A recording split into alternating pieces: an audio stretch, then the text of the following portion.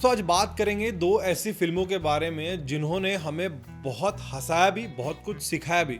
लेकिन दोस्तों उन दिनों की बात कुछ और थी और इन दिनों की बात कुछ और है। बात करूंगा मैं Dhol versus Madgaon Express. Hello and hi, you are watching Bazooka, this is Ayush Tiwari. दोस्तों अगर बात करूं ढोल इस फिल्म की तो 2007 में आई ये फिल्म सबसे ज्यादा सुपर डुपर हिट रही है। 2007 में ये फिल्म ने हिंदी सिनेमा को कॉमेडी को लेकर एक नई दिशा दे दी।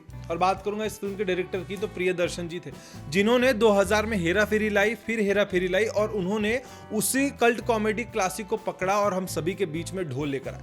अब जब ढोल हम सभी के बीच में आई तो ढेर सारे नाम भी उस समय पर आए कि भाई इस फिल्म में कौन होंगे। अगर बात करो इस फिल्म के मुख्य किरदार की तो यहाँ पर हमने राजपाल यादव, शर्मन जोशी, कुणाल खेमो, तुषार कपूर को देखा। अब दोस्तों अगर बात करूं इन चारों कलाकारों की तो इन चारों कलाकारों की नजर थी तनुश्री दत्ता पर और तनुश्री दत्ता की नजर थी अपने भाई के कातिलों पर। ये जिस तरीके की कहानी बनाई गई हम सभी के बीच में, एक पैसे को लेकर भूख, चार दोस्तों की जुगलबंदी, उन चारों को एक ही लड़की से प्यार करना, लड़की का सपना कुछ और, इन लड़कों का सपना कुछ और। मतलब एक कहानी एक नए अंदाज में हम सभी के बीच में आई और कुछ नया देकर चले गई। अगर बात करूंगा दोस्तों इस फिल्म के अननोन फैक्ट की तो आप सभी को बता दूं कि तुषार कपूर और शर्मन जोशी की जगह शायद हम इस फिल्म में अर्जुन रामपाल और अक्षय खन्ना को देखते।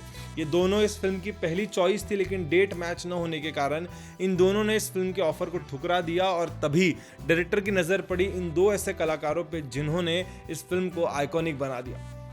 अगर बात करूंगा इस फिल्म के बजट की तो इस फिल्म का बजट था दोस्तों 15 करोड़। 15 करोड़ में बनाई गई ये फिल्म ने बॉक्स ऑफिस कलेक्शन की बात करूंगा तो 30 करोड़ की कमाई की। उस समय इस फिल्म ने बॉक्स ऑफिस कलेक्शन में अच्छा खासा रिकॉर्ड बनाया, क्योंकि ये एक ऐसा दौर था जहां पर इतने खासे रिकॉर्ड बने नहीं जाते थे। एक मामूली रिकॉर्ड हम सभी के बीच में आया करते थे। अब बात करूंगा दोस्तों मडगांव एक्सप्रेस। अब मैंने दोस्तों मडगांव इसलिए लिया क्योंकि ये दोनों कॉमेडी फिल्म है, ठीक है, और यहाँ पर भी एक चार दोस्तों की कहानी है, यहाँ पर भी दोस्तों की कहानी है और यहाँ पर एक ही अभिनेत्री जिसका नाम है नोरा फतेही, यहाँ पे थी तनुश्री दत्ता। मतलब कहीं ना कहीं कहानी थोड़ी बहुत सिमिलर करती है।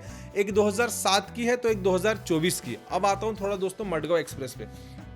अब अगर मडगांव एक्सप्रेस की बात करूंगा तो यहाँ पर एक नाम सिमिलर है, वो है कुणाल खेमू। कुणाल खेमू ने ये ढोल फिल्म में एक किरदार निभाया एज एन एक्टर, लेकिन इस बार मडगांव एक्सप्रेस में वो एज ए डायरेक्टर हम सभी के बीच में। उन्होंने इस फिल्म को डायरेक्शन दिया, एक नए अंदाज में हम सभी के बीच में लेकर आए। उन्होंने इसके पहले गो गोवा गॉन कर चुके हैं एज एन एक्टर, उसके बाद उन्होंने मडगांव एक्सप्रेस लेकर आए।